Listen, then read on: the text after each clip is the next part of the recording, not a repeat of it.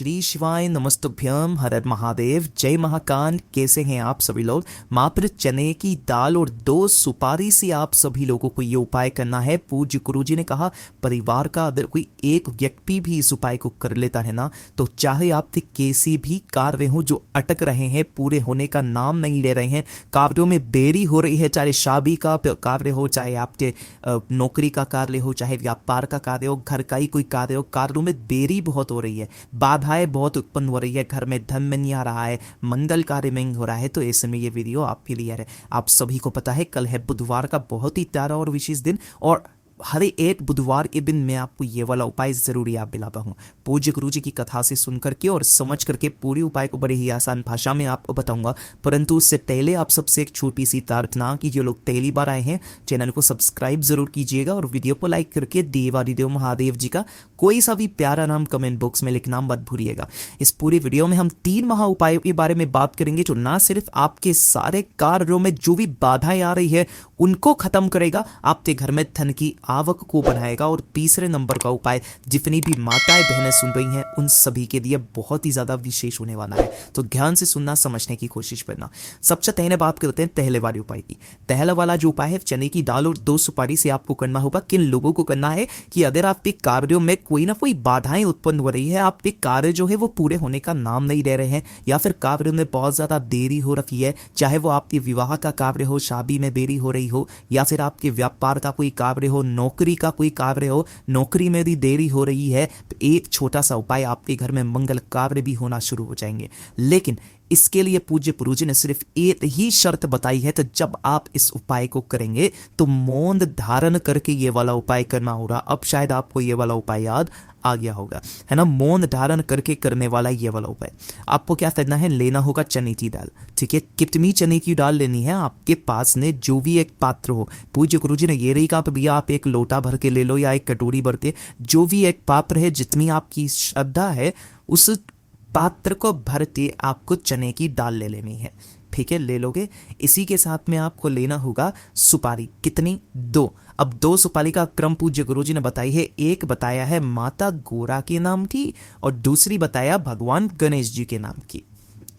ठीक है, 2 पूजा वाली सुपारी आपको लेनी है मात्र, और लक्ष्मी के तौर पर ले लेना होगा एक सिक्का, चाहे 1 रुपए का, 2 रुपए का, 5 का, 10 का, जो आपको पास में अवेलेबल हो जाए वो वाला ले लेना। और जो आपने कलश किया है ना, इसी कलश के अंदर चने की दाल के ऊपर ही 2 सुपारी और 1 सिक्का रख देना। ठीक है, इस तरीके से आप रख दोगे तो जो कलश तैयार हुआ है चने की दाल जिसके अंदर आपने सबको भर लिया है ना, ये पीला कपड़ा आपको लेना है, पीला सूती कपड़ा, ये चीज ध्यान रखना। और उस पीले कपड़े से आपको इसका मुख जो होता है ना उसे आपको बंद कर देना है, ढांक देना है, और मोली या तलावे से आपको इसे बांध देना है चारों तरफ से। ठीक है, बांधोगे। ये जो कलश तैयार हुआ है इस कलश को बुधवार के दिन, केवल इस चीज का ख्याल रखना, बुधवार के दिन अपने घर के मंदिर में रख देना इस कलश को, अपनी कामना कह करके जिस कार्य सिद्धि के लिए कर रहे हैं, और फिर आपको इसको धूप दीप दिखा करके इसका पूजन करना है। जो भी चंदन कुमकुम जो न रहना है इसका पूजन करना, रोली कुमकुम चंदन से। ठीक है, जैसे ही आप यहाँ पर इसका पूजन कर लेते हैं ना, उसके पश्चात आपको मौन धारण करे रखना है, मुंह से एक शब्द भी आपको नहीं कहना है। इस चीज का जरूरत से ज्यादा ख्याल रखिएगा। ठीक है, जैसे ही आपका पूजन तैयार हो जाए, पूजन खत्म होने के पश्चात इस पीले कपड़े को आपको हटा देना है। हटा करके आपका जो उल्टा हाथ है उस उल्टे हाथ के ऊपर इस कलश को रखना और सीधे हाथ से इसका मुख ढक लेना। ठीक है, और इसे लेकर के आपको जाना होगा किसी भी पंडित जी के पास में, आपके मंदिर के आसपास जो भी पंडित जी है ना उनके पास पहुंच जाना। कोशिश हो सके तो एक जने को अपने साथ में जरूर रखिएगा। ठीक है, और जाकर के आपको पंडित जी को बिना कुछ बोले, है ना, उस कलश को दान में दे देना है, अपनी मनोकामना देते हुए इस चीज का ख्याल रखना। ठीक है, अब जब भी पंडित जी अगर आपसे कुछ भी पूछे कि भैया ये किसके लिए है, क्यों है, तो आपके साथ में जो भी व्यक्ति है ना वो उसे अच्छी तरीके से बता सके, इसके लिए आपको अपने साथ में किसी न किसी को लेकर के जरूर चले जाना, वरना आप चुपचाप देकर भी आ जाना, कुछ मत बोलना। बस इतना याद रखिएगा, आपको इस वाले उपाय में मौन धारण करे रहना। पूज्य गुरु जी ने कहा है जब आप इस कलश को इसी पंडित के हाथों में बेपेन और देते समय जो भी कामना आप तर पे हो वो कामना, वो कार्य आप पर निश्चित पूरा होता है। पूज्य गुरु जी का बहुत अद्भुत और रोचक उपाय है, जरूर कीजिएगा। बात करते हैं दूसरे वाले उपाय की। दूसरा वाला जो उपाय है मैंने आपको पहले ही बता दिया था, किसके लिए, कि अगर आपके घर में धन नहीं आ रहा है, वैभव में कमी आ रखी है, परिवार इस सप्ताह नहीं बढ़ रही है, आप चाहते हो परिवार का ऐश्वर्य मान सम्मान हमेशा बढ़ता रहे, संपदा हमेशा बढ़ती रहे, कभी किसी चीज की कमी ना रहे ना, परिवार हमेशा उन्नति करता रहे, तो बुधवार के दिन के इस वाले उपाय को करना मत भूलिएगा। परिवार के सारे सदस्य खुश रहेंगे, साथ ही साथ घर में खुशहाली आएगी। आपको लेना होगा हरा मूंग, ठीक है। हरे मूंग के काफी सारे उपाय पूज्य गुरु जी ने बताए। कौन से हरे मूंग, आखा दाने वाले आपको हरे मूंग लेना है खरा, केवला एक दोना भर के ले लेना, एक कटोरी भर के इतना आपको ले लेना है, छोटी वाली कटोरी, ठीक है ना। और इसी के साथ में आपको लेना होगा एक बेलपत्र जो कहीं से भी खंडित ना हो, ध्यान रहे इसकी ये वाली जो बंडी होती है काफी सारे लोग तोड़ देते हैं, इसको तोड़ना नहीं है, ये 64 योगिनी आप धर्मान्यों का स्थान होता है, ठीक है ना। तो आपको इस डंडी को भी साथ में रखना है। जो बेलपत्र आपने लिया है, इस बेलपत्र को इसी वाली कटोरी के ऊपर आपको रख देना है, ठीक है ना। रख करके अपने दोनों हाथों में लेना। बुधवार के दिन आपका जो घर है उस पूरे घर में आपको ओम नमः शिवाय मंत्र या श्री शिवाय नमस्तुभ्यम का स्मरण करते हुए पूरे घर में घूम जाना है, ठीक है। घूम जाओगे, घूम जाने के पश्चात जब आप अपने घर से बाहर निकलोगे, इसी कटोरी के साथ में एक लोटा शुद्ध जल तांबे के कलश में आपको ले लेना है, ठीक है। और इन्हें लेकर के पहुंच जाना है बाबा के मंदिर शिवलिंग के पास। अब उपाय करने का एक खास नियम और तरीका उसी तरीके से कीजिएगा। उत्तर दिशा की तरफ मुख करके आपको बैठ जाना है। जो पूजा पाठ अर्चना जैसी आप महादेव जी की करते आए हो डेली, है ना, उसी तरीके से आपको करना है। उसके अंदर तो कुछ भी नहीं करना, पहले पूजा करना है और उसके बाद में आपको ये वाला उपाय करना है। उपाय किस तरीके से करोगी, जैसे आपने पूजा पाठ कर ली, सबसे पहले एक लोटा शुद्ध जल जो आप लेकर के आए हो बाबा की शिवलिंग का समर्पित करना।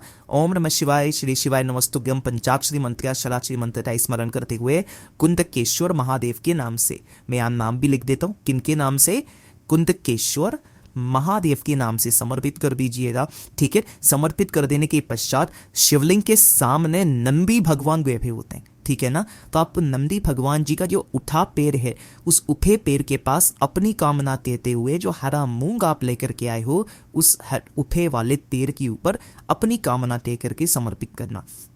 और जो एक बेलपत्र आपने लिया है, उसके बेलपत्र को अपना नाम और गोत्र बोल करके माता अशोक सुंदरी के स्थान पर स्पर्श करा करके भगवान शिव की शिवलिंग पर ऐसे समर्पित कर देना है कि दिन भी रहे जलाधारी की तरफ, बीच वाली पत्ती का मुख आपकी तरफ, अपनी कामना, अपने घर की सुख शांति समृद्धि धन संपदा की कामना करके वापस चले आ जाइएगा। जो जो बुधवार का दिन पड़े उस बुधवार के दिन कीजिएगा, आप पे घर में सदैव खुशहाली रहेगी। पूज्य गुरु जी का बहुत अद्भुत और अचूक उपाय है, शुरू कीजिएगा। बात करते हैं तीसरे वाले उपाय की।